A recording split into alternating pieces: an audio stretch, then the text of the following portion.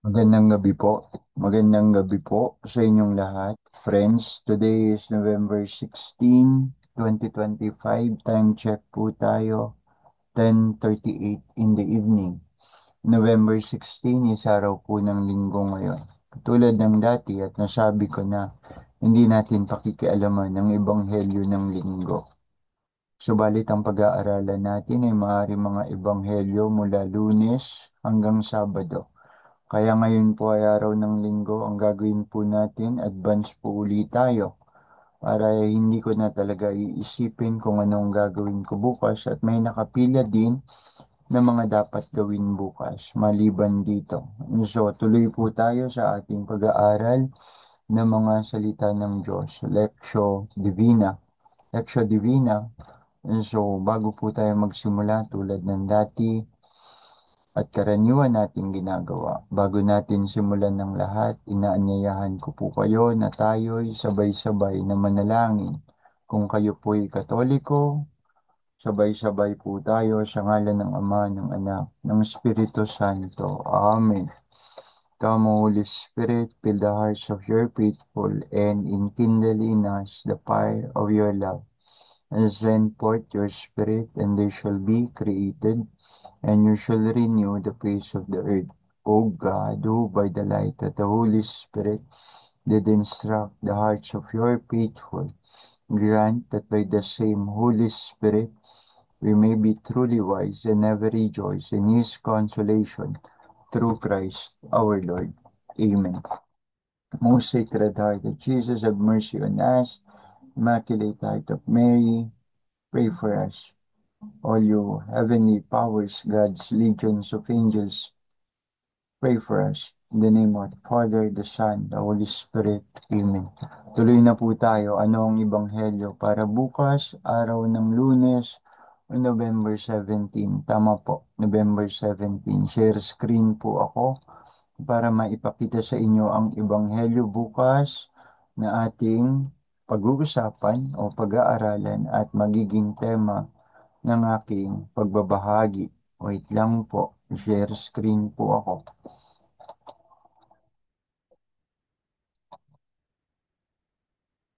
Okay.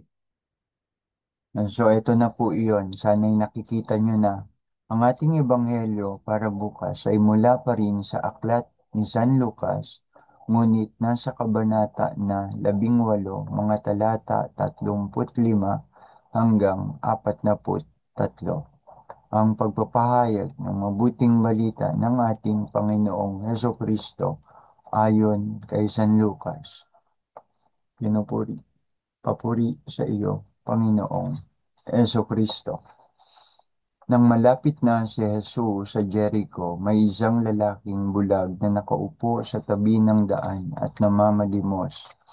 Nang marinig niyang nagdaraan ang maraming tao, itinanong niya kung ano ang nangyari o nangyayari. Nagdaraan si Jesus na taga Nazaret, sabi nila sa kanya. At siya'y sumigaw, Jesus, anak ni David, mahabag po kayo sa akin.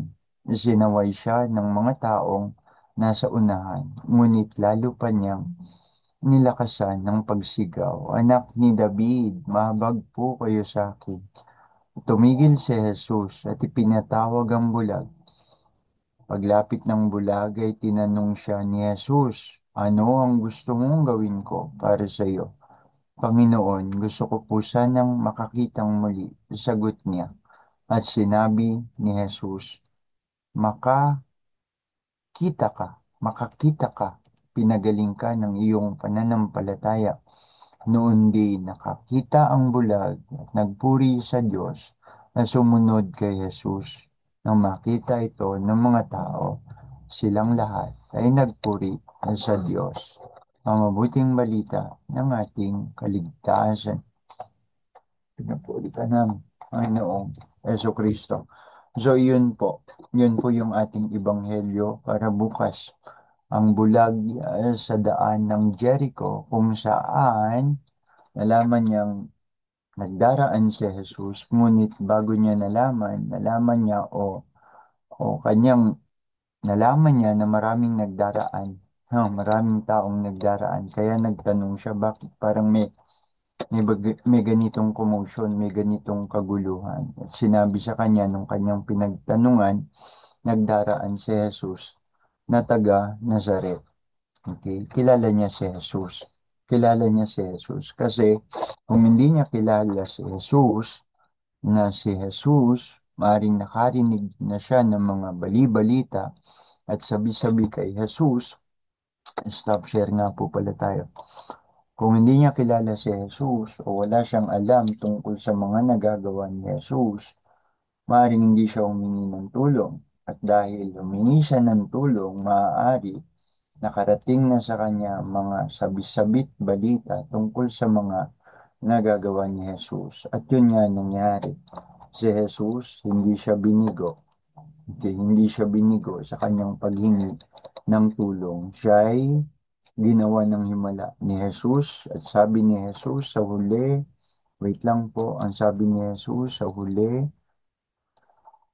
makakita ka, pinagaling ka ng iyong pananampalataya. So, yun na naman, pinagaling ka ng iyong pananampalataya. So, so, nung taon pong 2000, buwan ng Oktubre, 2000, buwan ng Oktubre 25, 2025 na po ngayon. So, 25 years ago, the month was October of 2000, umagang umaga. Nagising ako sa parang malakas na sagutan ng nanay at tatay ko.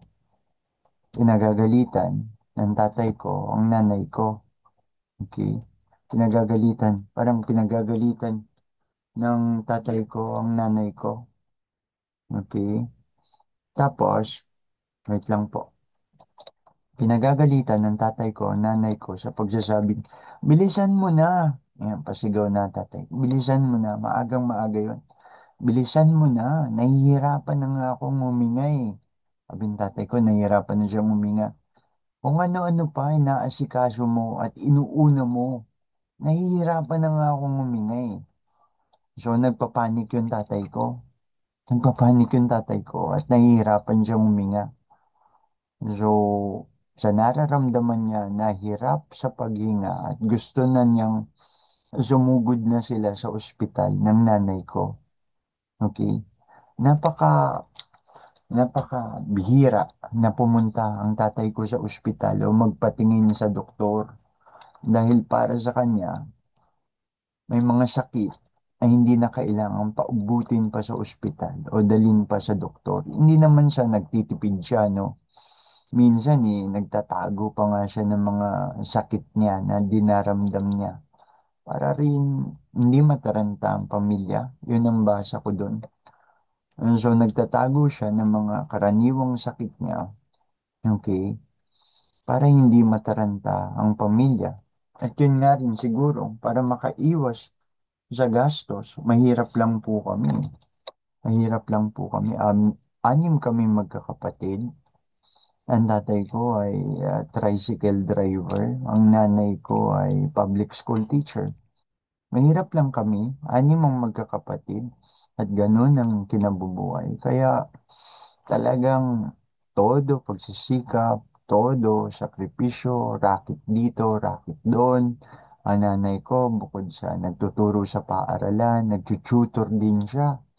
Nagtututor din siya. So, kumukuha siya ng racket sa labas. Nagtututor siya ng mga batang, yun, humingi sa kanya ng tulong ng mga magulang para turuan. So, karaniwan nag-aaral pa nga sa mga eskwelahang kilala, katulad ng Ateneo. Yun. So, nagtututor ang nanay ko, bukod sa nagtuturo siya sa pampublikong paaralan. Iba yung trabaho niya sa school, tapos may extra siya sa labas, nag-tutor siya. Ang tatay ko naman, okay, nagsiservice siya ng mga bata. Okay? Maagang maaga, madaling araw, may usapan na sila ng mga bata. O kailangan ganitong oras. Nadampot ko na lahat kayo kasi ganito ang oras sa school. So, ano siya, stricto sa oras. stricto sa oras ang tatay ko dun sa kanyang pagsiservisyo sa mga bata. So ito, balik tayo. Nagpapanik yung tatay ko sa nararamdaman niya. Nahihirapan na siyang huminga. Gusto niya sumugod na sila sa ospital. Kaya lang yung nanay ko, ayun, kung ano-ano pa ang inaatupag o inaasikasong una. Katulad ng anong isusuot na damit o anong susuotin na sapatos. So nagagalit yung tatay ko. Nagagalit yung tatay ko sa nanay ko. Napakabihira pumunta ng tatay ko sa ospital magpatingin sa doktor. Dahil kuminsan yun nga para makaiwas sa gastos or para hindi mataranta o mag-alala ang pamilya sa kanya. Tsaka malakas ang loob ng tatay ko. Kahit ang turo niya sa akin, pag ako sinisinat, nilalagnat, pag mo yung katawan mo, konting sama ng katawan, sama ng pakiramdam, para ka nang mamamatay. Ganun yung tatay ko. Yung mga simpleng sinat o simpleng sakit, ano ba yan? Okay? Magpakatatag ka, tibay ng loob, kalalaki mong tao, simpleng sinat, ihiga mo, nakala mo, mamamatay ka na. Yan ang tatay ko. Iba talaga yung tatay ko. Iba talaga siya. Ganun ang tatay ko. No? Una, inuuna niya ang kalagayan ng pamilya kaysa sa mga nararamdaman niya. Okay? Kaya sa mga nararamdaman niya na kung minsan di na maganda, uunahin niya pa rin ang kalagayan ng pamilya kaysa sa pansariling kalagayan kahit nahihirapan na siya. Nagtatago siya ng sakit. Nagtatago siya ng nararamdamang hindi maganda. Sabi ng isa sa mga aklat ng karunungan, wisdom books, ang kahihiyan at kahinaan ng iyong mga magulang ay hindi mo dapat isang bulat o kalad ka rin sa publiko kaysa kaalaman ng mga tao dahil hindi naman ito magbibigay sa iyo ng karangalan bilang anak nila. So pupuntahan ko po yung eksaktong aklat. Pupuntahan ko po yung eksaktong aklat ng karunungan kung saan naroon ito. Ito po ay makikita sa aklat ni Zira. Ang aklat ng Sira ay isa sa mga Canonical books na itinuturing na wisdom book ng simbahang Katoliko at ilang tradisyon. Ito po iyon. So yung ibang sekta ng reliyon, di nila tinatanggap na yung aklat ni Sirach bilang bahagi ng wisdom book ay hindi siya inspired word of God. Pero itong nakalagay nga dyan sa sinabi ko, huwag mong kaladkarin sa kahihiyan o huwag mong isambulat sa publiko. Huwag mong kaladkarin sa kaalaman ng publiko ang kahihiyan at kahinaan ng iyong mga magulang dahil hindi ito nagbibigay sa iyo ng karangalan. Sa aklat ng Zira, ito'y matatagpuan sa Kabanata 3, mga talata 10 hanggang 11. Zira chapter 10, chapter 3, sorry. Zira chapter 3, verse 10 to 11. Ang mga talata na nagpapahiwatig ay ganito ang kaisipan. Huwag mong ipagmalaki ang kahihiyan ng iyong ama dahil hindi karangalan ang kanyang kahihiyan. Yun ang nakalagay sa Sirach chapter 3 verse 10. Huwag mong ipagmalaki ang kahihiyan ng iyong ama dahil hindi karangalan ang kanyang kahihiyan. Ang karangalan sa 11 naman, chapter 11, sa verse 11. Kanina verse 10, huwag mong ipagmalaki ang kahihiyan ng iyong ama dahil hindi karangalan ng kanyang kahihiyan. Yun na sa verse 10. Sa 11, ang karangalan ng isang tao ay nasa paggalang niya sa kanyang ama at kahihiyan naman sa mga anak ang kawalang galang sa kanilang ina. So, ang paggalang talaga sa mga magulang ay matatagpuan din sa aklat na ito na ang kahihiyan, ang kahinaan o kasalanan ng ating mga magulang ay hindi isang bagay na dapat isambulat mo sa publiko bilang pagkaladkad sa kanilang mga pagkukulang o kahinaan. Okay, bakit tayo napunta dyan? Napakaganda ng nilalaman. Kasi ang tatay ko, naninigarilyo siya.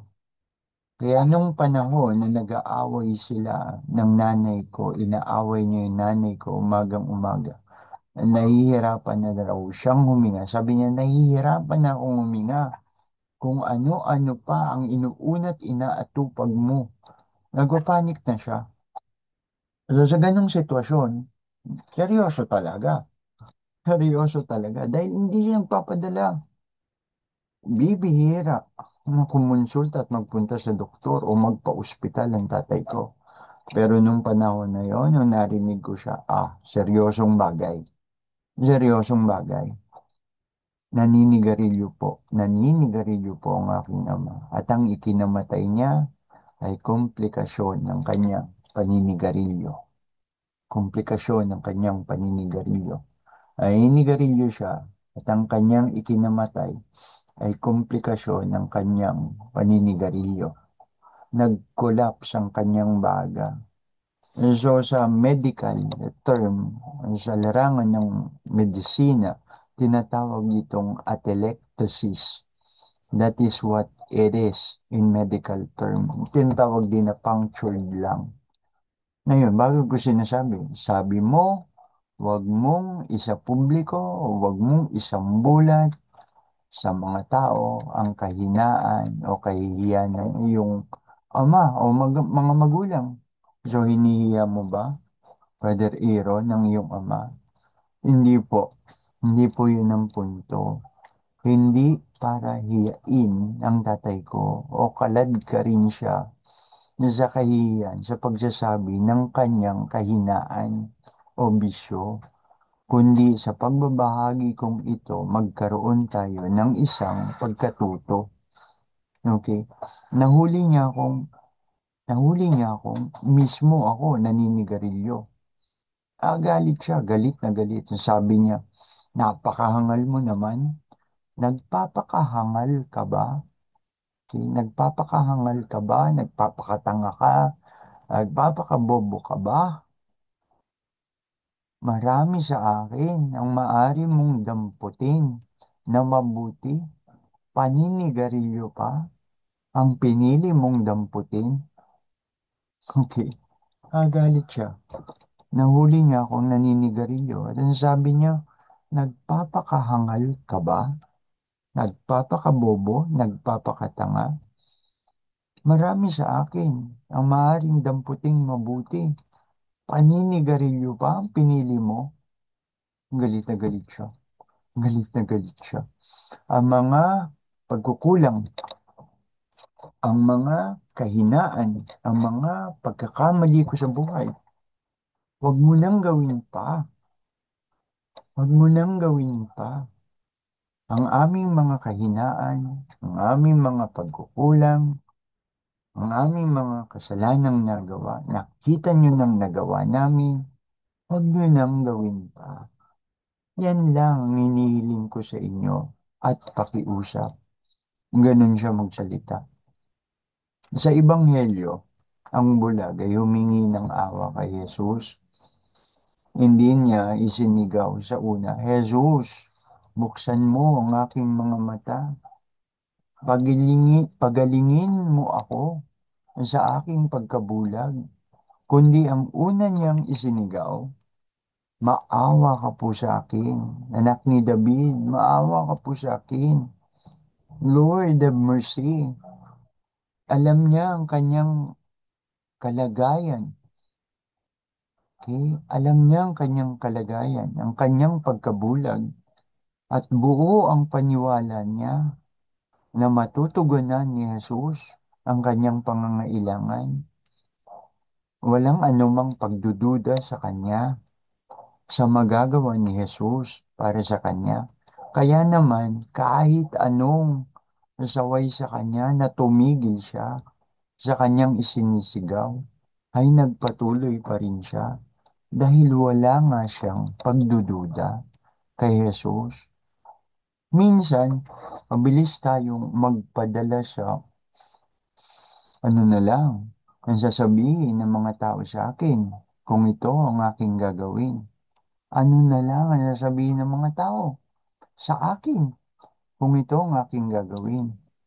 Ngunit ang problema, alam naman natin, okay, alam naman natin ng buo sa ating mga sarili, pati galing sa tinig ng ating konsensya, na hindi nagsisinungaling, buo, tama at mabuti ang ating mga iniisip gawin. Subalit, pero hindi na natin gagawin o hindi na natin ginagawa o nagdadalawang isip tayong gawin dahil sa ganung pananaw, dahil sa ganung pag-iisip, ano na lang ang sasabihin ng mga tao sa atin. So, hindi na natin nagagawa. Kahit alam natin, tama, mabuting gawin. Kasi may masama nga ginagawa mo, sinasabi tao eh. Okay? Mabuti na nga ang ginagawa mo, may sinasabi pa ang tao. Mabuti na yun ha, masama pa kaya. Pati dun sa mabuting gagawin, may sinasabi ang tao.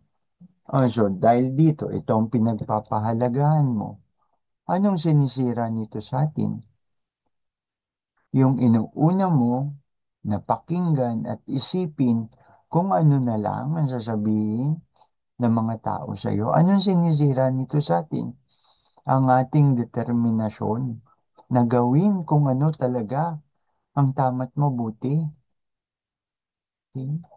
Ang ating determinasyon, ang ating paninindigan, ang tibay ng ating loob tungkol sa mga dapat talagang gawin, ang tapang upang gawin ang mga ito, ang mga dapat gawin, subalit di nagagawin dahil nagpadala na lang tayo sa ganong kaisipan. Ano na lang ang kanilang sasabihin? Pero inisip ba naman natin kung ano na lang ang sasabihin ng Diyos sa atin? Inuna natin na ikonsidera at isipin ang sasabihin ng tao. Pero hindi naman natin binibigyan ng buong pansin kung ano naman ang magiging pananaw, pagtingin ng Diyos sa atin. Hindi, hindi nananakbo ng tuwid ang ating katwiran, lohika.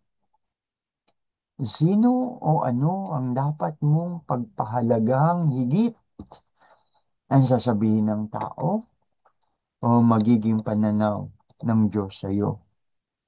Yung bulag ng Jericho, pinigilan siya at pinagsabihan, tumahimik ka, tigilan mong yung mga pagsigaw kay Jesus. Maawa ka po sa akin, anak ni David. Pinagbawalan siya, pinagsabihan siyang tumigil. Pero nandun ang determinasyon ng kanyang paninindigan, ng tibay ng loob, ang paniniwala niya kay Jesus.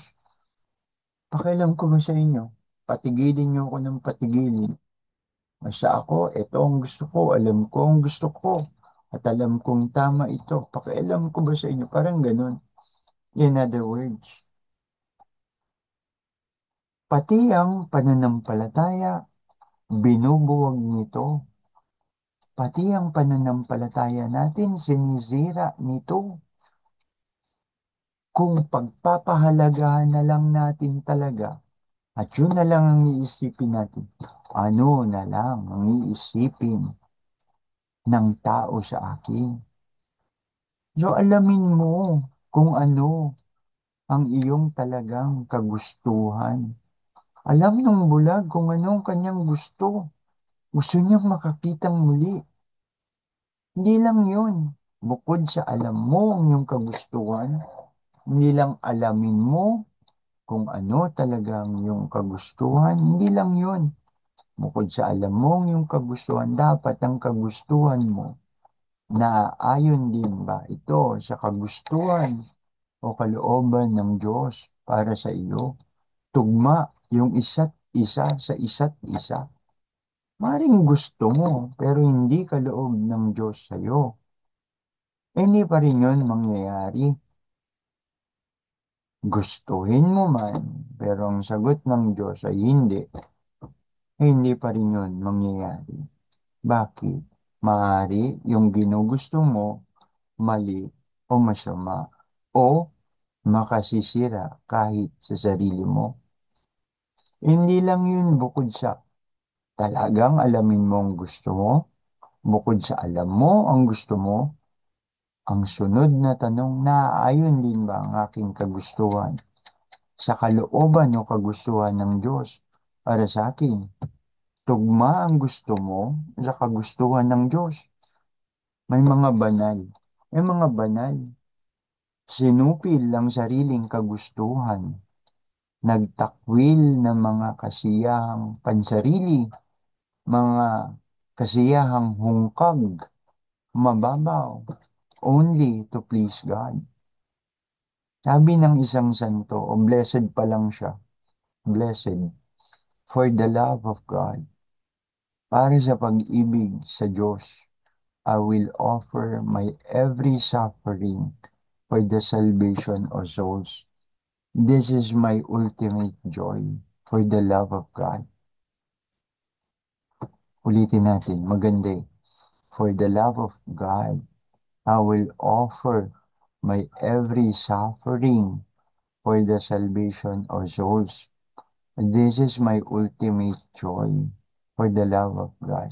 Blessed pa lang po siya, hindi pa siya santo. I don't know. I don't know kung ano bang update. Siya ba'y santo na? Sino siya?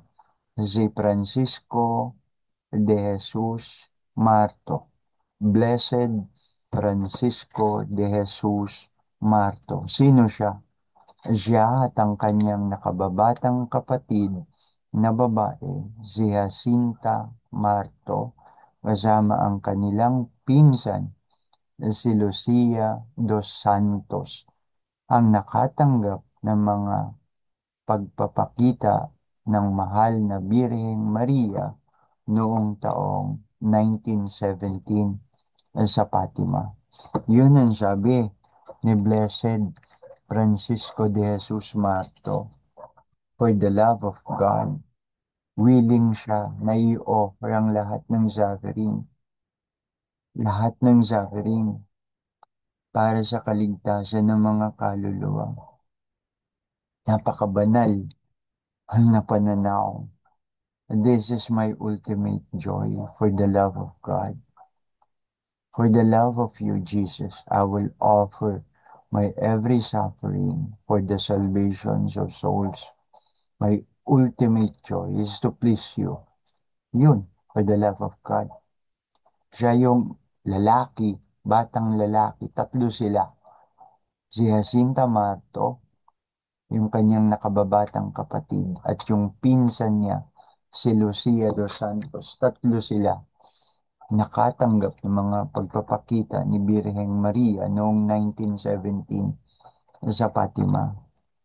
So yung for the love of God, I will offer my every suffering. Isa din iyon sa ibig sabihin ng pagtatatwa o paglimot ng sarili. Okay, ano bang pakialam ko? Sabihin ng ibang tao. Ang higit na mahalaga ay kung ano ang sasabihin at magiging pananaw ng Diyos sa akin. Na hindi na ikaw ang sentro ng lahat sa buhay mo. Hindi na ito, this is not about me, myself, and I. Hindi na ikaw ang sentro ng lahat sa buhay mo, ang iyong sarili. Diyos na, hindi ikaw, o ang sarili mong kaluguran. Isasakripisyo mo ang sarili mong kalagayan para sa kapakanan ng iba. Bakit?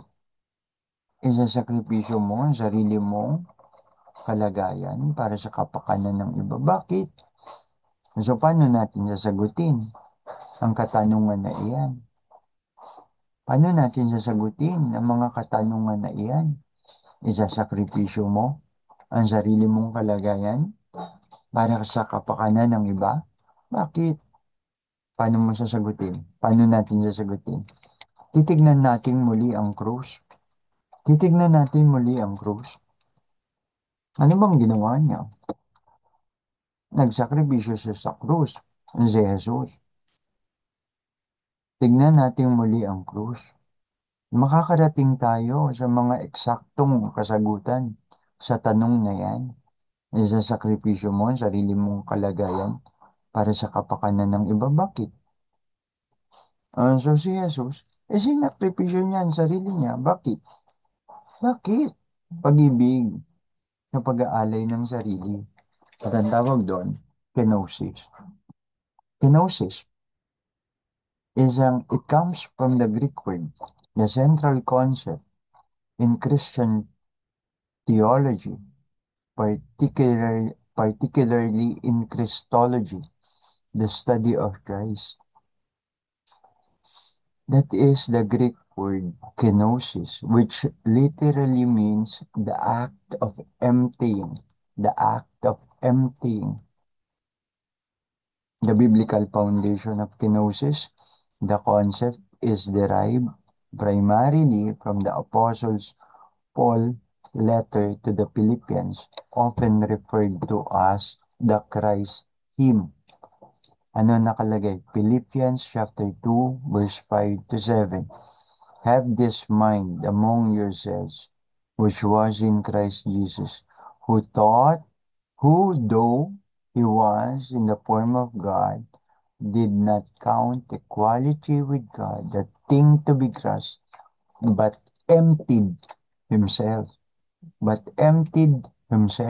kenosis, by taking the form of a servant, being born in the likeness of men.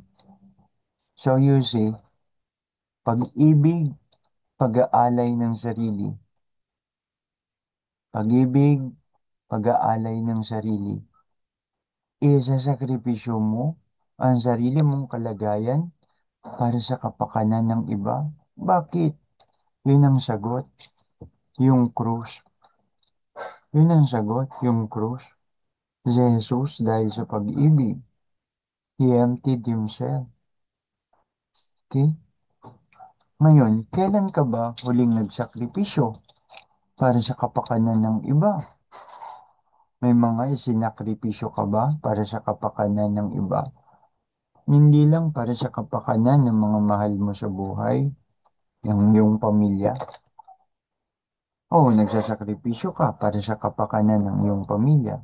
Sa labas ng iyong pamilya, may mga bagay ka bang ginawang sakripisyo para sa kapakanan ng ibang tao, kahit labas siya, sa bilog ng iyong pamilya at mahal sa buhay? Kailan mo sinupil kahinaan, ang sarili mong kahinaan upang maipakita lamang ang kalakasan ng Diyos?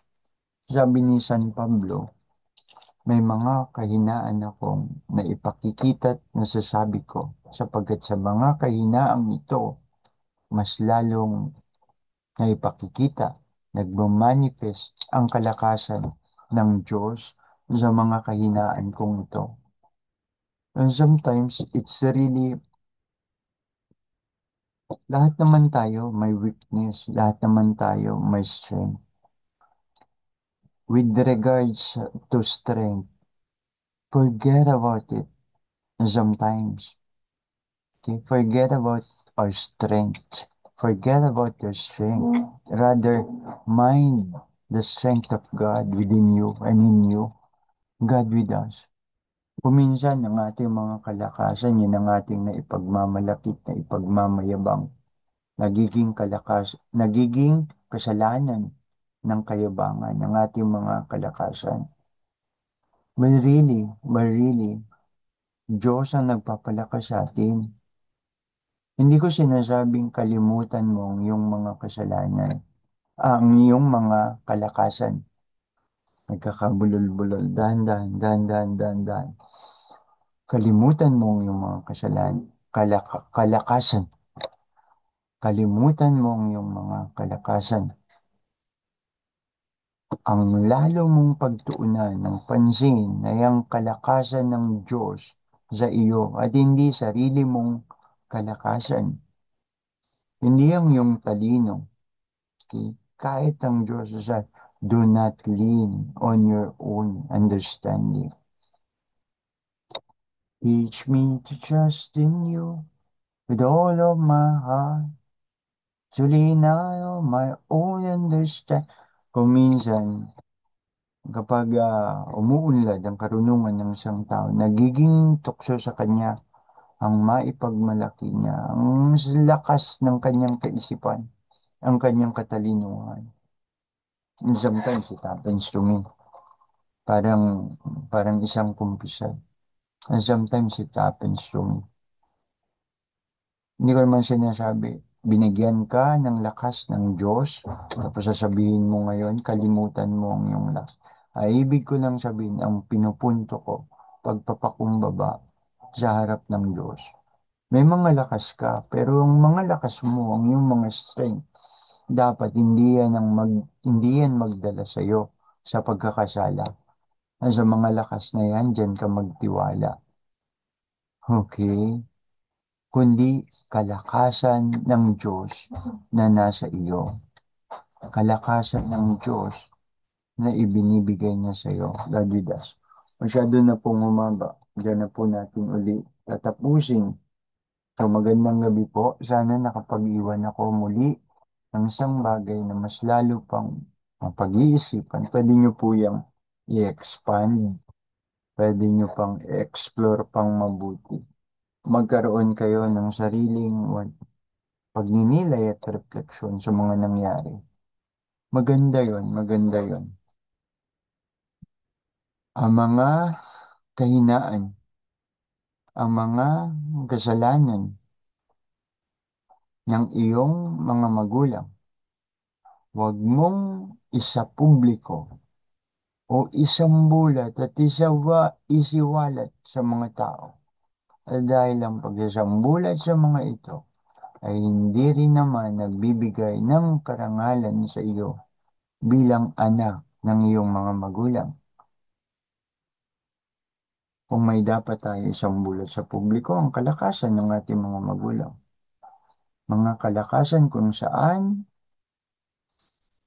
nagkaroon tayo ng formasyon, paghuhubog sa kanilang mga kalakasan at sa kanilang mga kahinaan, pagkatuto. Ang sabi ng tatay ko, ang dami-daming mabuting bagay sa akin ang pwede mong pinulot at maaari mong pulutin. Paninigarilyo pa ang pinulot mo. Galit siya. Galit siya. Nagpapakahangal ka ba? Nagpapakatanga ka ba?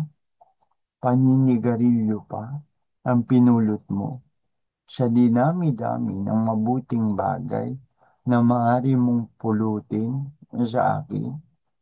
Nagpapakahangal ka, tanga, bobo, ang mga kahinaan, ang mga kasalanan ko. Huwag mo nang gawin pa. Huwag mo nang gawin pa. Sabi ng tatay ko, ang aking mga kahinaan at kasalanan, bagay na pakiusap ko sa iyo, huwag mo nang gawin pa.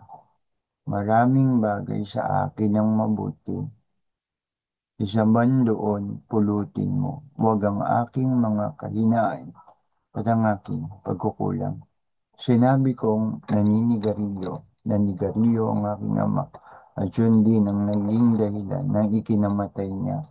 Hindi para hiyain siya, kundi makapagbahagi ng isang pagkatuto. Ang mga matatanda, ang mga taong matatanda, pare-pareho lang naman sila. May mga lakas at kahinaan. Katulad natin, may mga lakas at kahinaan tayo. At ang ating mga kalakasan, yun ang gusto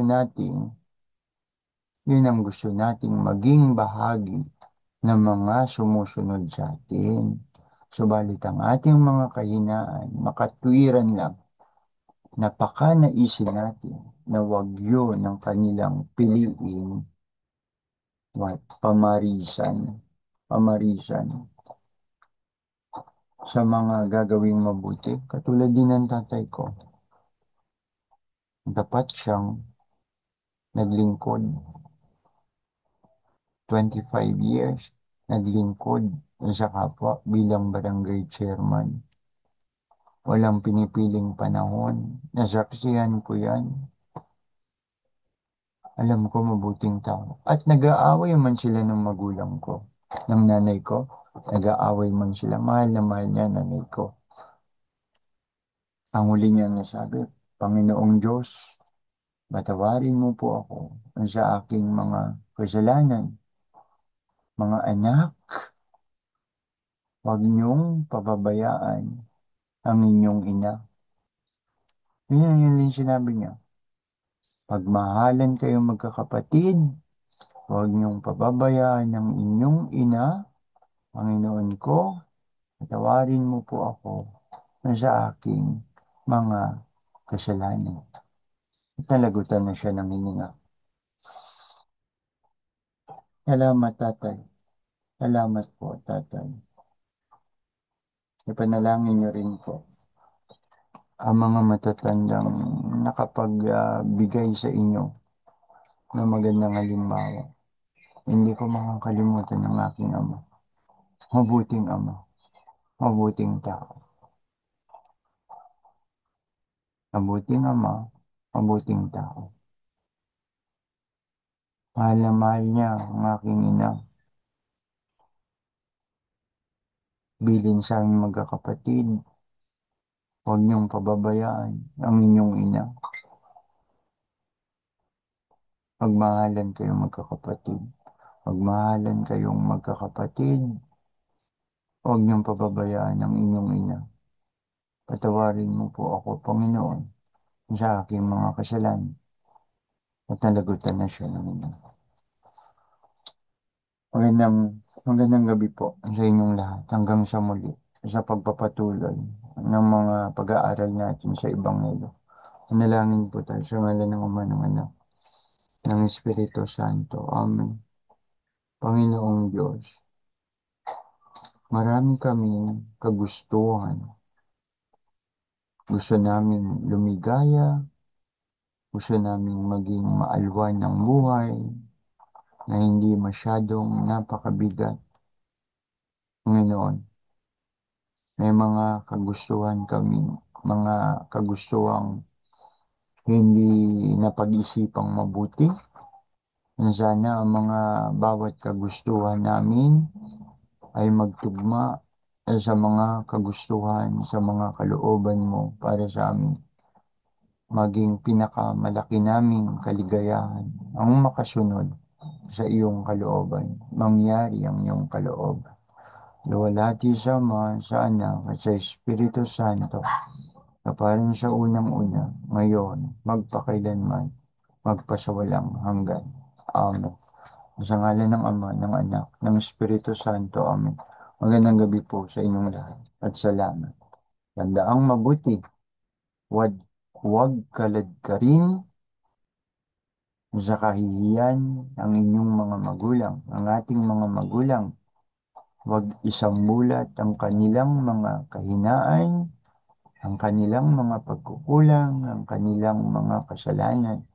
Dahil bilang mga anak rin, hindi rin naman ito magbibigay sa atin ng karangalan. Kung si tatay lasinggero, keep it, keep it to yourself. Keep it between the family. Kung si tatay unfaithful na asawa, keep it, keep it, keep it to yourself. Keep it sa family. Huwag kalad ka rin, huwag isang bulat, isiwalat sa madla ang kahinaan, kasalanan ng iyong mga magulang. Dahil hindi ito magbibigay din naman sa iyo ng karangalan bilang mga anak. Ang kagustuhan natin dapat tumugma sa kagustuhan, kalooban ng Diyos. Marami nang nasabi Paalam na po. Magandang gabi sa inyong lahat. Salamat po. Brother Aaron po ito. Hanggang sa muli.